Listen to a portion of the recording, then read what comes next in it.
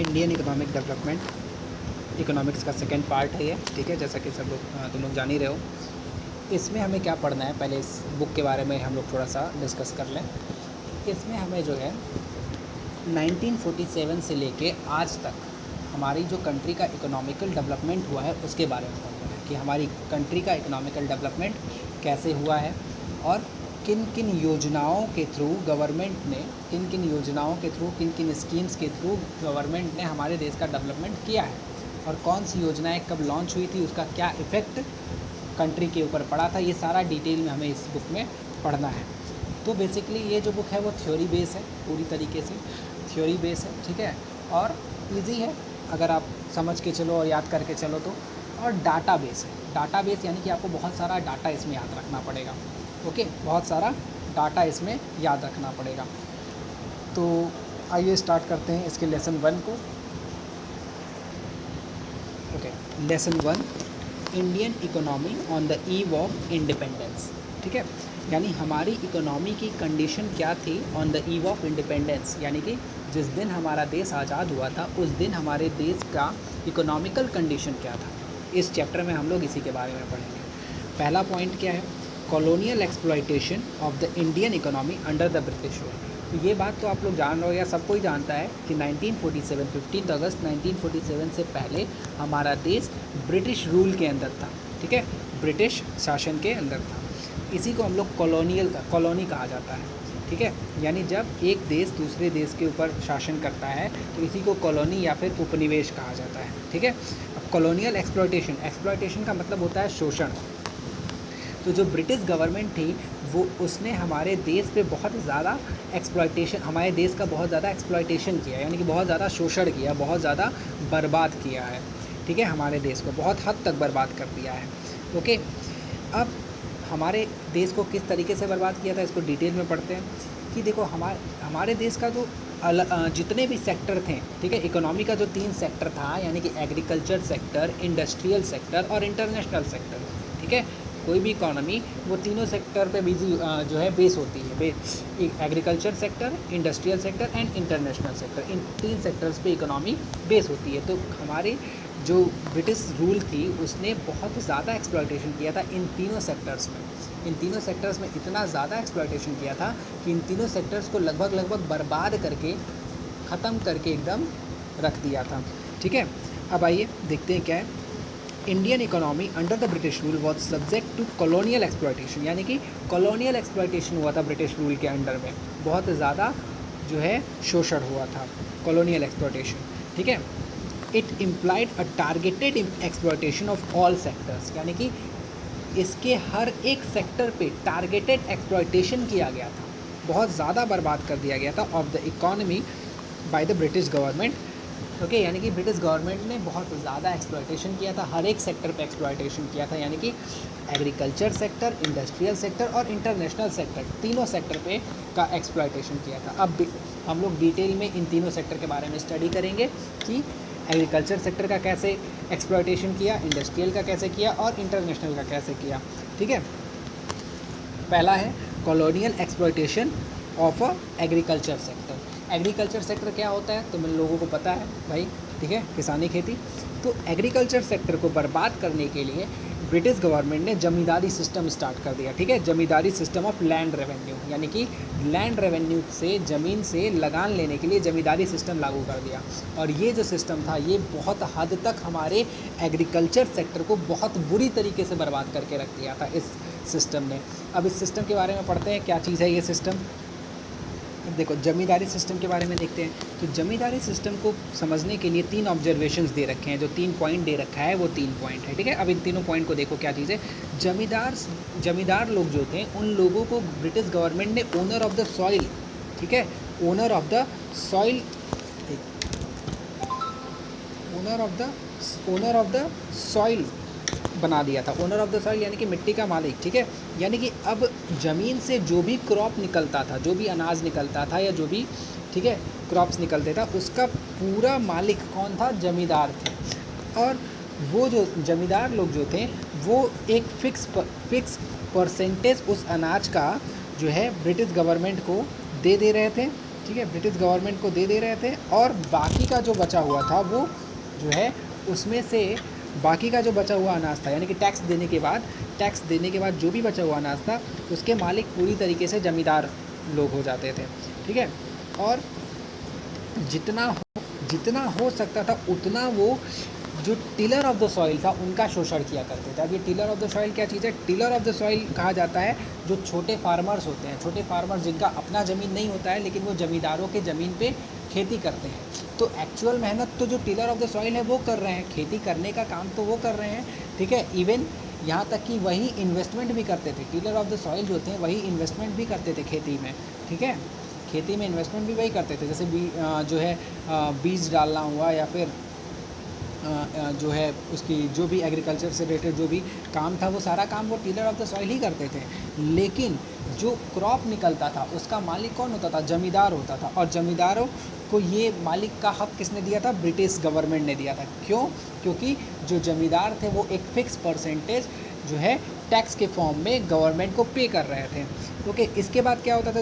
जो tiller of the soil थे, यानी कि जो छोटे किसान थे जिनकी ज़मीन नहीं थी, जो ज़मींदारों के अंडर ये काम कर रहे थे खेती का, उन लोगों को एकदम बहुत ही कम क्रॉप्स का हिस्सा था वो बहुत ही कम मिलता था। ठीक है, जो भी अनाज निकलता था उस अनाज का बहुत कम हिस्सा उन्हें मिलता था। इवन इतना ही मिलता था कि भाई वो मुश्किल से अपना एक साल जो है अपना खाना पीना चला सके, बस इतना ही था कि वो सर्वाइवल किसी तरीके से कर पाएँ, यानी कि उनके पास बिल्कुल भी सरप्लस नहीं होता था।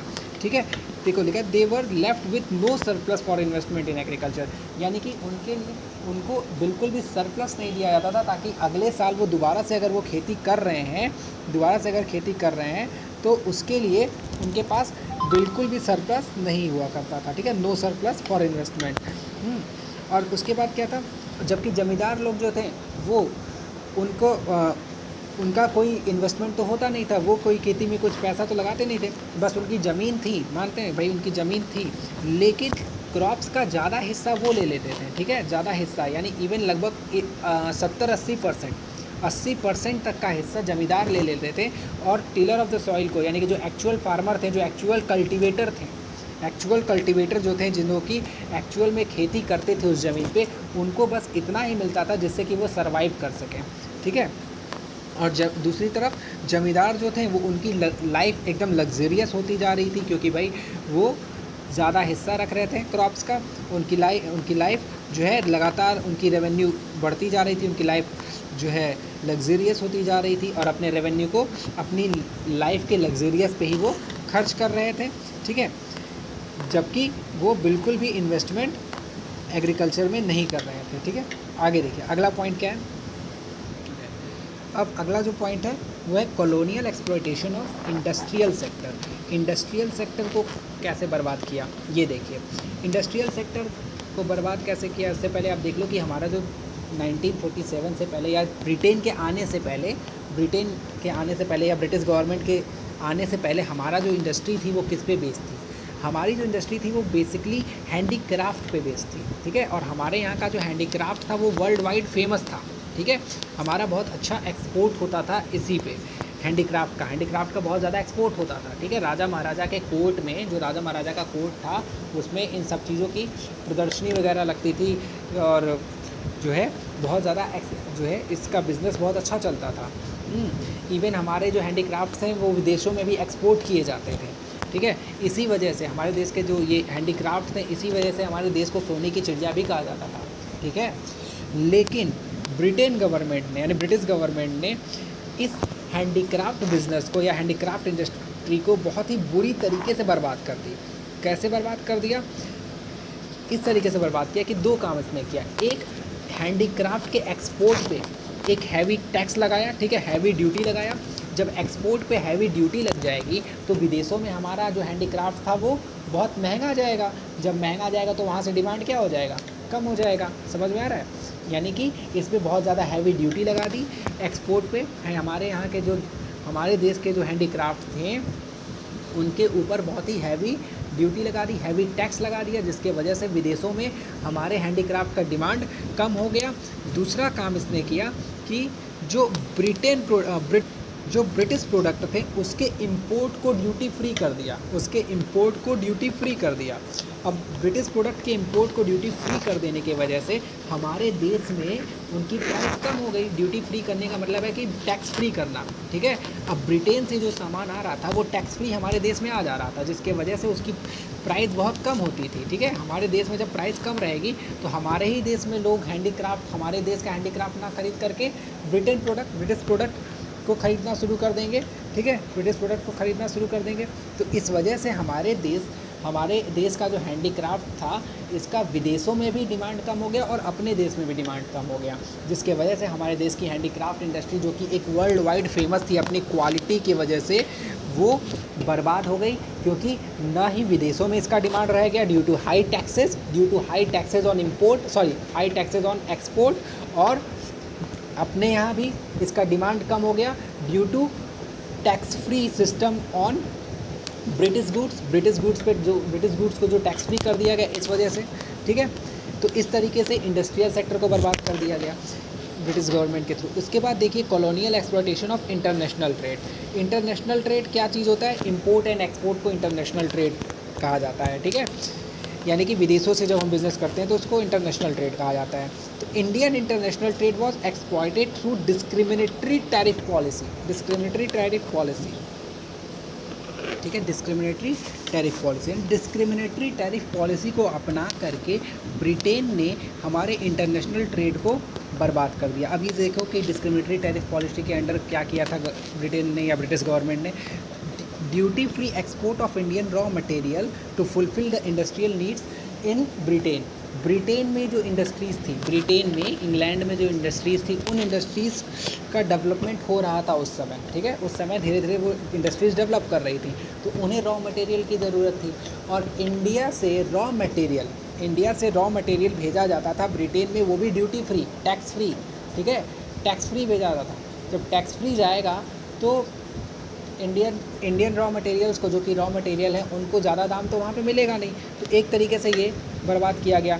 दूसरा चीज़ क्या बर्बाद किया गया, देखो, duty free import of British goods to expand demand for the British goods in the Indian market. या अब वहाँ से जो तैयार माल यानी तैयार सामान जो बन के आता था, यहाँ से रॉ मटेरियल जाता था और वहाँ से तैयार सामान जो फिनिश गुड्स थे, ठीक है, जो फिनिश गुड्स थे वो इंडिया में आ रहा था, ठीक है। और उसको भी ड्यूटी फ्री कर दिया गया। ड्यूटी फ्री यानी कि टैक्स फ्री कर दिया गया। जब उसे भी टैक्स फ्री कर दिया गया, यानी कि उसके इंपोर्ट को टैक्स फ्री कर दिया गया, जब उसके इंपोर्ट को टैक्स फ्री कर दिया जा रहा है तो हमारे यहाँ उसका डिमांड बढ़ जाएगा, जिससे कि क्या होगा, जब हमारे यहाँ ब्रिटिश गुड्स का डिमांड बढ़ जाएगा तो हमारे यहाँ का जो प्रोडक्ट है उसको लोग खरीदेंगे नहीं। तो इस तरीके से हमारे एक्सपोर्ट और इंपोर्ट को पूरी तरीके से ब्रिटेन पे ही फिक्स कर दिया गया। हम रॉ मटेरियल एक्सपोर्ट करते थे और फिनिश गुड्स इंपोर्ट करते थे। तो इससे होता क्या था, जैसे तुम लोग बेसिकली हर कोई जानता है, जो रॉ मटेरियल होते हैं वो सस्ते होते हैं और जो फिनिश गुड्स होते हैं वो महंगे होते हैं। तो जब हम फिनिश गुड्स का इंपोर्ट ज़्यादा करेंगे और एक्सपोर्ट करेंगे सिर्फ रॉ मटेरियल्स का, और वो भी ड्यूटी फ्री मतलब कि एकदम मिनिमम प्राइस पे, तो फिर हमारे कंट्री का इकोनॉमिकल ग्रोथ नहीं होगा, ठीक है। तो इस तरीके से हमारे इंटरनेशनल ट्रेड को भी जो है बहुत ज़्यादा बर्बाद किया गया इस डिस्क्रिमिनेटरी टैरिफ पॉलिसी के through. Okay, it was to discriminatory tariff policy that India became importer of finished goods and from Britain and exporter of raw material to Britain। यह चीज़ मैंने आप लोगों को बता दिया। इसी डिस्क्रिमिनेटरी पॉलिसी की वजह से इंडिया ब्रिटेन से बहुत बड़ा इंपोर्टर बन गया, ब्रिटेन का बहुत बड़ा इंपोर्टर बन गया। क्या? सिर्फ फिनिश गुड्स लेने के लिए, यानी कि ब्रिटेन से फिनिश गुड्स इंडिया में आता था और इंडिया से एक्सपोर्ट होता था क्या? रॉ मटेरियल, ठीक है। ओके, तो briefly, owing to its colonial exploitation the Indian economy become stagnant as well as backward economy. यानी हमारा देश कॉलोनियल एक्सप्लॉयटेशन की वजह से एक स्टैगनेंट और बैकवर्ड इकोनॉमी बन के रह गया। बैकवर्ड इकोनॉमी तो समझ रहे होंगे कि बहुत ज़्यादा पिछड़ी हुई इकोनॉमी। स्टैगनेंट का मतलब वो होता है कि ऐसी इकोनॉमी जिसका ग्रोथ नहीं हो रहा हो, ठीक है, या लगातार एकदम डूबती हुई इकोनॉमी। स्टैगनेंट का मतलब होता है रुकी हुई, ठीक है, स्थिर। तो रुकी हुई का मतलब क्या हुआ कि जिसका ग्रोथ नहीं हो रहा है। तो हमारी इकोनॉमी का ग्रोथ नहीं हो रहा था, एकदम बिल्कुल धीरे हो रहा था या ना के बराबर ग्रोथ हो रहा था, ठीक है। तो due to on the eve of independence, यानी इंडिपेंडेंस के समय हमारे देश का जो इकोनॉमी की ग्रोथ थी वो एकदम नील थी, एक तरीके से कह लो एकदम नील थी, बिल्कुल भी इकोनॉमी का ग्रोथ नहीं हो रहा था और लगातार हमारी इकोनॉमी डूबती जा रही थी। क्यों? Due to colonial exploitation of British rule, यानी कि colonial exploitation of British rule की वजह से हमारे देश लगातार डूबता हुआ जा रहा था। अब आगे अगला पॉइंट, ओके, तो हमारा अगला पॉइंट है features of Indian economy on the eve of independence, यानी हमारी जो इंडियन इकोनॉमी थी उसके क्या फीचर्स थे इंडिपेंडेंस के समय तक, ठीक है, या इंडिपेंडेंस के समय से। तो देखो पहला फीचर जो इसका है स्टैग्नेंट इकोनॉमी। हमारी जो इकोनॉमी थी वो एक स्टैग्नेंट इकोनॉमी थी। स्टैग्नेंट इकोनॉमी का मतलब होता है ऐसी इकोनॉमी जिसमें एकदम ना के बराबर ग्रोथ हो रहा हो। ना के बराबर ग्रोथ यानी कि बिल्कुल ग्रोथ हो ही ना रहा हो, या फिर हो भी रहा हो तो एकदम कम ग्रोथ हो रहा हो, ठीक है। तो डाटा की बात करें अगर हम लोग इसमें, तो 1860 से लेके 1945 तक, ठीक है, 1945 तक growth rate of per capita income जो थी वो 0.5% थी, केवल 0.5%। तो ये क्या चीज़ है सुन लो, पर कैपिटा इनकम का मतलब होता है, इसको तुम समझ सकते हो पर पर्सन इनकम, यानी प्रति व्यक्ति आय, ठीक है, हिंदी में बोलते हैं प्रति व्यक्ति आय से। मतलब हमारे देश की जो टोटल नेशनल इनकम होगी, उस टोटल इनकम को अगर आप टोटल पॉपुलेशन से डिवाइड करेंगे तो ये जो अमाउंट आएगा वो होगा पर कैपिटा इनकम। तो इसका जो ग्रोथ हो रहा था वो ईयरली केवल 0.5% के रेट से हो रहा था। कब? 1860 से लेकर 1945 तक, जो कि एक बहुत ही कम रेट है, जो कि बहुत कम रेट है, जो कि स्टैग्नेंट इकोनॉमी को शो कर रहा है। और 1925 से लेकर 1950 के बीच में ये 0.1% था, पर एनम था, ठीक है, 0.1% पर एनम के हिसाब से ग्रोथ हो रहा था हमारी पर कैपिटा इनकम के। पर कैपिटा इनकम क्या होता है? टोटल नेशनल इनकम को आप टोटल पॉपुलेशन से डिवाइड कीजिए, यानी कि एक तरीके से कह लो कि हमारे देश के एक व्यक्ति की जो आय होगी, हर व्यक्ति की जो आय होगी एक व्यक्ति की, उसी को पर कैपिटा इनकम कहेंगे, ठीक है। तो ये इसका ग्रोथ रेट बहुत कम था, एकदम स्टैग्नेंट था, ना के बराबर ग्रोथ हो रहा था। अब इस ग्रोथ रेट के वजह से, यानी इस एकदम कम ग्रोथ रेट के वजह से, यानी इस स्टैग्नेंट इकोनॉमी के वजह से हमारे देश का जो बल्क ऑफ इंडियन पॉपुलेशन थी, बल्क ऑफ इंडियन पॉपुलेशन मतलब कि बहुत ज़्यादा लोग गरीबी रेखा के नीचे थे, पावर्टी के नीचे थे, पावर्टी में थे, और हमारे देश की स्टैंडर्ड ऑफ लिविंग बहुत बेकार थी, और हमारे देश में हमेशा एपिडेमिक्स एंड स्टार्वेशन यानी महामारी और भुखमरी की भुखमरी हमेशा आती रहती थी, ठीक है, हमारे देश में हमेशा महामारी और भुखमरी आती रहती थी। अब अगला देखो बैकवर्ड इकोनॉमी। हमारे देश की जो इकोनॉमी थी वो बैकवर्ड इकोनॉमी थी। बैकवर्ड यानी कि एक पिछड़ी इकोनॉमी थी, ठीक है। इकोनॉमी तीन तरीके की होती है, backward developed and backward, developing and develop. अभी हमारी इकोनॉमी डेवलपिंग है, यानी डेवलप कर रही है। बैकवर्ड इकोनॉमी यानी कि बहुत ज़्यादा पिछड़ी इकोनॉमी, और डेवलप्ड लाइक अमेरिका, ठीक है, अमेरिका, जापान, ये सब डेवलप्ड इकोनॉमी है। तो हमारी इकोनॉमी जो 1947 के समय थी वो एक बैकवर्ड इकोनॉमी थी, बहुत ही पिछड़ी हुई इकोनॉमी थी, ठीक है। Backward economy is the one in which per capita income is very low, यानी कि बैकवर्ड इकोनॉमी वो होती है जिसकी पर कैपिटा इनकम बहुत कम होती है। तो डाटा की अगर बात करें तो 1947-48 में हमारे देश की पर कैपिटा इनकम केवल 230 रुपये थे। 230 रुपये, सोचो एक साल में एक आदमी केवल 230 रुपये कमा रहा था। 1947-48 में एक साल में एक आदमी सिर्फ 230 रुपये कमा पा रहा था, जिसके वजह से बल्क ऑफ पॉपुलेशन पुअर थी, बहुत ज़्यादा गरीब थी, और इवन ये हालत थी कि हम उन लोगों के पास सफिशिएंट फूड नहीं था, शेल्टर नहीं था, क्लॉथिंग नहीं थी, ना पहनने के लिए कपड़े होते थे, ना खाने के लिए खाना, 2 वक्त का खाना भी नहीं इकट्ठा अपना कर पा रहे थे, और अनएम्प्लॉयमेंट हमारे यहाँ बहुत तेज़ी से बढ़ रहा था। अनएम्प्लॉयमेंट बहुत तेज़ी से बढ़ रहा था, ये बैकवर्ड इकोनॉमी होने की वजह से हो रहा था। अब देखिए एग्रीकल्चर जो थी हमारी वो बैकवर्ड थी। तीसरा पॉइंट है एग्रीकल्चरल बैकवर्डनेस। हमारे देश का जो एग्रीकल्चर था वो भी बहुत ज़्यादा बैकवर्ड था। हमारे देश के 70, अब देखो 3 पॉइंट इसमें दे रखा है, तीनों पॉइंट को देखो। हमारे देश का जो 72% पॉपुलेशन है वो एग्रीकल्चर पे लगा हुआ था, ठीक है। उस समय जो है देश का लगभग 72% पॉपुलेशन एग्रीकल्चर पे लगा था, लेकिन एग्रीकल्चर से जो आउटपुट मिल रहा था, यानी जो प्रोडक्शन हो रहा था क्रॉप्स का, वो हमारे ओवरऑल जीडीपी में केवल 50% कंट्रीब्यूट कर रहा था, यानी कि हमारी जो ओवरऑल जीडीपी थी उसमें केवल 50% एग्रीकल्चर का पार्ट होता था, जबकि देश में जितने लोग हैं यानी जो हमारी पॉपुलेशन थी उस पॉपुलेशन का 72% लोग एग्रीकल्चर में काम करते थे। ठीक है, तो जब जिस सेक्टर में 72% लोग काम कर रहे हैं तो उससे जो आउटपुट निकलनी चाहिए वो हमारे देश की टोटल जीडीपी का भी तो कम से कम 70 to 80% होना चाहिए। लेकिन होता क्या था, हमारे जीडीपी का केवल ये 50% आउटपुट निकाल के देता था।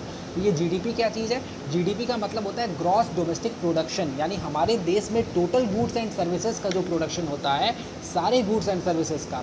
ठीक है, इसमें agricultural, industrial and service sector, तीनों सेक्टर के प्रोडक्शन आएगा। ठीक है, तीनों सेक्टर का प्रोडक्शन मिला के जो टोटल प्रोडक्शन होगा वो जीडीपी में आएगा। ठीक है, ग्रॉस डोमेस्टिक प्रोडक्शन में आएगा। ओके, तो हमारे देश का जो जीडीपी था उसमें केवल 50% कॉन्ट्रीब्यूशन एग्रीकल्चर सेक्टर का था, जबकि हमारे देश की पॉपुलेशन का 72% लोग एग्रीकल्चर पे लगे हुए थे। तो 72% लोग लगे हुए थे तो ऑब्वियसली कि जीडीपी पे 70 to 80% कॉन्ट्रीब्यूशन होना चाहिए, लेकिन कॉन्ट्रीब्यूशन कितना था? केवल 50%। इसके बाद अगला पॉइंट क्या कह रहा है? प्रोडक्टिविटी बहुत कम थी। प्रोडक्टिविटी का मतलब होता है कि एक लिमिटेड लैंड पे, ये कह सकते हो कि 1 हेक्टेयर लैंड पे कितना प्रोडक्शन निकलता है। ठीक है, 1 हेक्टेयर लैंड पे कितना प्रोडक्शन निकलता है, इसको प्रोडक्टिविटी कहते हैं। तो हमारे देश की प्रोडक्टिविटी बहुत कम थी। प्रोडक्टिविटी कम होने के पीछे साफ रीज़न था कि भाई जो किसान थे वो बहुत गरीब थे, न्यू टेक्निक्स का यूज़ नहीं कर सकते थे, नए सीड्स का यूज़ नहीं कर सकते थे, मशीनों से खेती करते नहीं थे, हाथ से ही खेती करते थे, बैल से, हल से। ठीक है, जिसके वजह से प्रोडक्टिविटी बहुत कम थी। ठीक है, और क्या था इसका डाटा देखो, 10 per hectare output of wheat was only 660 kilogram, यानी 1 हेक्टेयर ज़मीन पे केवल 660 किलोग्राम वीट निकलता था, जो कि आज के कंपेयर में बहुत कम था। और हाँ, राइस जो यानी कि चावल, राइस 710 किलोग्राम्स निकलता था, ये भी आज के कंपेयर में बहुत कम है पर हेक्टेयर ज़मीन पे। ये प्रोडक्टिविटी थी। उसके बाद food grains production was बैरली enough for substance, यानी हमारे देश में जो अनाज निकलता था वो अनाज भी सिर्फ सब्सिस्टेंस के लिए ही, यानी कि सिर्फ और सिर्फ खाने पीने भर का हो पा रहा था, वो भी बहुत मुश्किल से। ठीक है, कई बार को हमें अनाज जो है विदेशों से इंपोर्ट करना पड़ता था, विदेशों से इंपोर्ट करना पड़ता था हमें कई बार को। ठीक है, in 1947 it was recorded to be just 5 to 7 lakh ton, यानी कि 527 लाख टन का प्रोडक्शन केवल हमारे देश में हुआ था। तो पॉपुलेशन के हिसाब से 527 लाख टन का प्रोडक्शन बहुत कम है। हमारे देश की जो पॉपुलेशन उस समय थी, उस पॉपुलेशन के हिसाब से 527 लाख टन का जो प्रोडक्शन है, क्रॉप्स का प्रोडक्शन, ये बहुत कम है। ठीक है, इसके बाद अगला पॉइंट देखिए, इंडस्ट्रियल बैकवर्डनेस। हमारी इंडस्ट्री कैसे बैकवर्ड थी, तो देखते हैं। इंडस्ट्रियल बैकवर्डनेस, हमारी जो इंडस्ट्री थी वो कैसे बैकवर्ड थी। हमारी इंडस्ट्री जो थी वो बहुत बुरे दौर से गुजर रही थी। क्यों? क्योंकि हमारे पास न ही कोई बेसिक इंडस्ट्री थी और न ही हैवी इंडस्ट्री थी। जैसे कि आज के दौर में हमारे पास रिलायंस, टाटा, ठीक है, रिलायंस, टाटा, आदित्य बिरला, ऐसे बहुत सी इंडस्ट्री हैं, बहुत सी ऐसी कंपनियां हैं। लेकिन उस समय 1947 के समय हमारे पास बहुत एकदम ना के बराबर इंडस्ट्रीज़ थी। ठीक है, ना के बराबर इंडस्ट्रीज़ थी।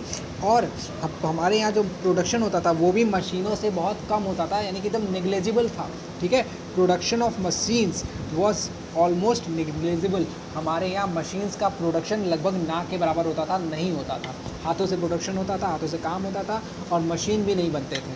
ठीक है, स्मॉल स्केल और कॉटेज इंडस्ट्री भी पूरी तरीके से तबाह हो चुके थे, क्योंकि हैंडीक्राफ्ट तबाह हो चुका था।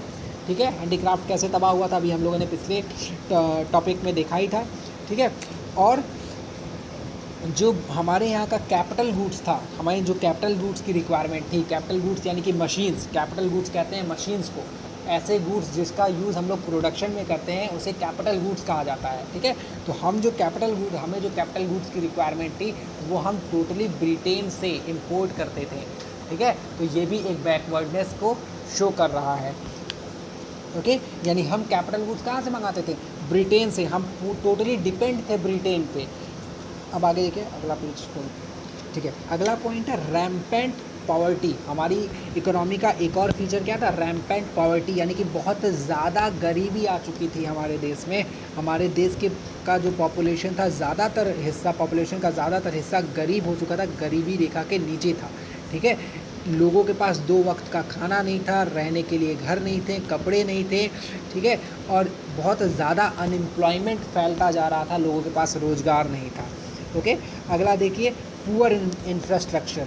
इंफ्रास्ट्रक्चर का मतलब होता है इंफ्रास्ट्रक्चरल डेवलपमेंट के अंदर जो है means of communication, transport and generation of power energy, ये 3 चीज़ें आती हैं। यानी किसी देश की कम्युनिकेशन सिस्टम कैसा है, ट्रांसपोर्ट सिस्टम कैसा है, और पावर जनरेशन यानी इलेक्ट्रिसिटी जनरेशन कह सकती हो, इलेक्ट्रिसिटी एनर्जी जनरेशन, ठीक है, न्यूक्लियर पावर का यूज़ करना, ये सारी चीज़ें जो है इंफ्रास्ट्रक्चर में आता है। ठीक है, तो हमारे देश की ये कंडीशन भी पूरी तरीके से बर्बाद थी। ओके, वॉज एक्सट्रीमली लो, यानी कि हमारे यहाँ का इंफ्रास्ट्रक्चरल डेवलपमेंट एकदम लो था। डाटा के हिसाब से बात करें तो 1948 में power generation capacity was merely 2100 megawatt. ठीक है, length of railway lines was 53,596 kilometre and pucca road had a coverage of 155,000 kilometre only. यानी कि 1948 में हमारे देश में केवल 2100 मेगावाट बिजली बनती थी। केवल है ये 2100, बहुत ज़्यादा नहीं होता है, बहुत कम है। ठीक है, आज के कंपेयर में बहुत कम है। आज तो हम हज़ारों मेगावाट बनाते हैं, लाखों मेगावाट बनाते हैं, लेकिन उस समय 2100 मेगावाट का प्रोडक्शन हम केवल कर पा रहे थे। और रेलवे लाइन भी 53,596 किलोमीटर डेवलप की गई थी। और यही नहीं, मैं ये बताऊं कि ये उन्हीं जगहों पे डेवलप की गई थी जहां से ब्रिटेन को फ़ायदा हो रहा था। एक इसी चैप्टर में हम लोग डिटेल में पढ़ेंगे कि रेलवे का जो यहाँ पे रेलवे को जो लाया गया था, या रेलवे का जो डेवलपमेंट इंडिया में किया गया था, वो भी सिर्फ और सिर्फ ब्रिटेन के फ़ायदे के लिए किया गया था। ब्रिटेन के गुड्स को पूरे देश में फैलाने के लिए रेलवे का सिस्टम स्टार्ट किया गया था। तो सिर्फ उन्हीं जगहों पे रेलवे लाइन थी जहाँ पे ब्रिटेन के गुड्स को पहुँचाना था, या ब्रिटेन के लिए रॉ मटेरियल लेके जाना था। ठीक है, तो रॉ मटेरियल को समुद्र के डॉक्स तक पहुंचाने के लिए, समुद्र के डॉक्स यानी कि समुद्र के पोर्ट तक, सी पोर्ट तक पहुंचाने के लिए, और सी पोर्ट से जो ब्रिटेन गुड्स है उसको पूरे देश में फैलाने के लिए ही रेलवे का डेवलपमेंट इंडिया में किया गया था। ठीक है, तो वो भी सुन लो 53,596 किलोमीटर ही केवल रेलवे लाइंस थी, और पक्का रोड केवल 155,000 किलोमीटर था। ओके, ये भी बहुत कम था, बहुत ज़्यादा बेकार था कंडीशन। आगे देखिए, हैवी डिपेंडेंस ऑन इम्पोर्ट। यहाँ तक कि जो है हम लोग हैवी डिपेंडेंस ऑन इम्पोर्ट, हम लोग पूरी तरीके से इम्पोर्ट पे डिपेंड हो गए थे। ठीक है, हम लोग पूरी तरीके से इम्पोर्ट पे ही एक तरीके से निर्भर हो चुके थे। ठीक है, डिपेंडेंट हो चुके थे। और हमारे यहाँ की जो मशीनरी यूज़ होती थी, वो मशीनरी हुआ या इक्विपमेंट्स हुआ, वो सारा हम लोग विदेशों से ही इंपोर्ट करते थे। यहाँ तक कि ये नौबत आ चुकी थी कि हम फूड ग्रेन भी इंपोर्ट करने लगे थे, खाने का सामान, कंज्यूमर गुड्स, ये सारी चीज़ें हम लोग इंपोर्ट करने लगे थे, बहुत ज़्यादा इंपोर्ट कर रहे थे। ठीक है, मेडिसिन्स हुआ, सिलाई मशीन, स्विंग मशीन हुआ, केरोसिन ऑयल हुआ, बाइसिकल हुआ, ये सारा चीज़ हम बस इंपोर्ट कर रहे थे। तो जब हम इंपोर्ट करेंगे तो विदेशों को पेमेंट करेंगे, तो हमारा इकोनॉमी और ज़्यादा बैकवर्ड होती जाएगी, जो कि हमारे देश के लिए बहुत बुरा कंडीशन चल रहा था। अब आगे देखो, लिमिटेड अर्बनाइजेशन। अर्बनाइजेशन का मतलब होता है शहरीकरण। हमारे देश की लगभग 14% 1948 में, केवल लगभग नहीं है, एग्जैक्ट है ये, 14% लोग जो थे वो शहरों में रहते थे। ठीक है, केवल 14% लोग, 14% कोई बहुत ज़्यादा नहीं होता है, पॉपुलेशन का केवल 14% लोग शहरों में रहते थे, 86% लोग गाँव में रहते थे। और गाँव का डेवलपमेंट कैसा होता है ये सब कोई जानता है। शहरों के कंपेयर में गाँव में एम्प्लॉयमेंट की अपॉर्चुनिटी कम होती है। ठीक है, वो टोटली आपको एग्रीकल्चर पे ही डिपेंड रहना पड़ता है, जिसकी वजह से वहाँ का डेवलपमेंट भी बहुत ज़्यादा नहीं होता है। तो हमारे यहाँ का जो अर्बनाइजेशन था वो बहुत लिमिटेड था, यानी कि हमारे यहाँ शहरीकरण भी बहुत ज़्यादा नहीं हुआ था। उसके बाद देखिए semi feudal economy. Semi feudal economy का मतलब हमारी जो इकोनॉमी थी वो मिक्स इकोनॉमी थी। ठीक है, तो बेसिकली जो इकोनॉमी होती है या कंट्री होती है वो 3 तरह की होती है। कैपिटलिस्ट इकोनॉमी, ठीक है, सोशलिस्ट इकोनॉमी और मिक्स इकोनॉमी। ठीक है, तो कैपिटलिस्ट इकोनॉमी का मतलब होता है जो कि प्राइवेट सेक्टर पे डिपेंड हो, सोशलिस्ट जिस पे कि टोटली सारा का सारा कंट्रोल गवर्नमेंट का हो, और मिक्स इकोनॉमी का मतलब है कि जिस पे गवर्नमेंट और प्राइवेट सेक्टर दोनों ने कंट्रोल कर रखा हो। तो ये जो सेमी फ्यूडल इकोनॉमी है ये भी मिक्स इकोनॉमी को ही शो कर रहा है। ठीक है, on the eve of independence Indian economy was neither Holi feudal nor a capitalist economy, यानी कि ना ही पूरी तरीके से सोशलिस्ट थी, ना ही पूरी तरीके से गवर्नमेंट के कंट्रोल में थी, और ना ही पूरी तरीके से कैपिटलिस्ट थी, यानी कि ना ही तो पूरी तरीके से प्राइवेट सेक्टर में थी। It was a mixed economy, ये एक मिक्सड इकॉनमी था, या फिर कह लो सेमी फ्यूडल इकॉनमी था। तो मिक्सड इकॉनमी का मतलब समझ में है कि यानी कि ऐसी इकॉनमी जिसमें कि गवर्नमेंट और प्राइवेट सेक्टर दोनों का रोल हो।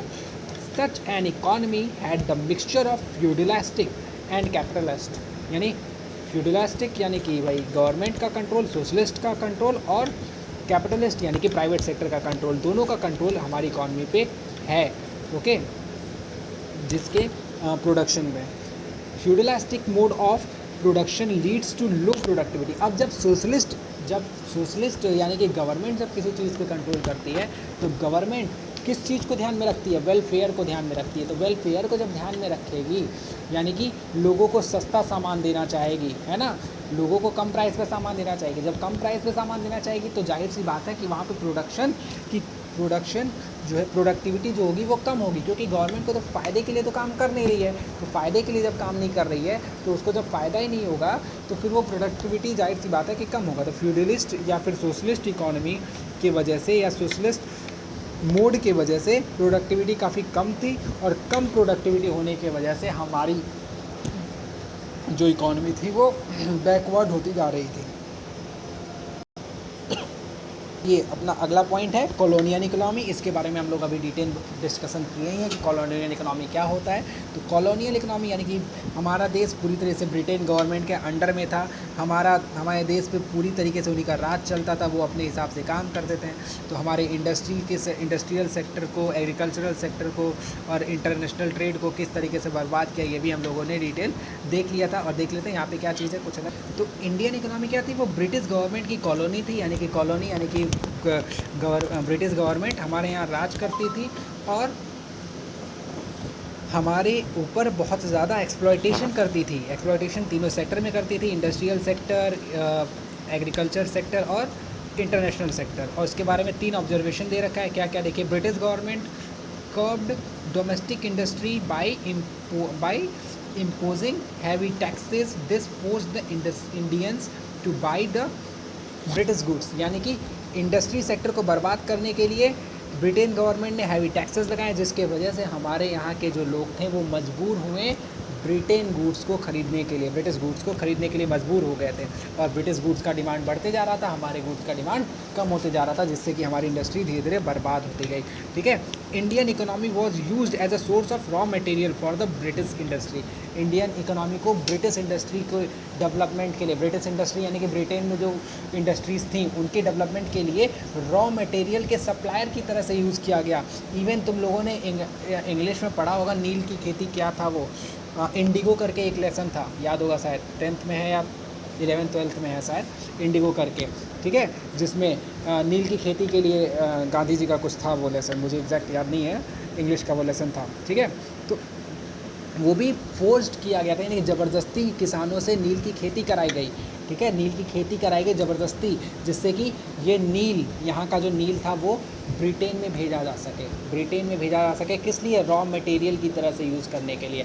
ब्रिटेन के जो कपड़ा जो टेक्सटाइल इंडस्ट्रीज़ थी उसको रॉ मटेरियल की तरीके से यूज़ करती थी यहाँ के नील को। ठीक है, यानी कि आगे देखिए अगला जो पॉइंट है, ओके, उसके बाद atrocities were committed on the Indian artisans so as to force them to close their. Okay, यानी कि यहाँ के जो कॉटेज इंडस्ट्री थी, कॉटेज इंडस्ट्री किस पे डिपेंड थी? हैंडीक्राफ्ट पे डिपेंड थी। तो हैंडीक्राफ्ट को डिपेंड करने के लिए बहुत ज़्यादा अत्याचार किए गए किसके? आर्टिशंस के ऊपर। जो आर्टिशंस थे, जो कि इन कॉटेज इंडस्ट्री में अपना प्रोडक्ट बनाते थे हैंडीक्राफ्ट के थ्रू, उनके ऊपर बहुत ज़्यादा अत्याचार किया गया जिससे कि उनकी कॉटेज इंडस्ट्री बर्बाद हो जाए। ओके, तो ये सारे फीचर्स आपने देखा, फीचर्स हम लोगों ने इस वीडियो में डिस्कस कर लिया। कॉलोनियल एक्सप्लॉयटेशन के बारे में डिस्कस किया कि किस तरीके से हमारी जो इकोनॉमी थी उसका एक्सप्लॉयटेशन ब्रिटिश गवर्नमेंट ने किया, ये भी डिस्कस किया हम लोगों ने। और feature of the Indian economy पढ़ लिया in on the eve of independence. अब हम लोग अगले वीडियो में जो है बारी बारी से एक एक पॉइंट को देखेंगे, एग्रीकल्चर पॉइंट को, इंडस्ट्रियल पॉइंट को और इंटरनेशनल पॉइंट को।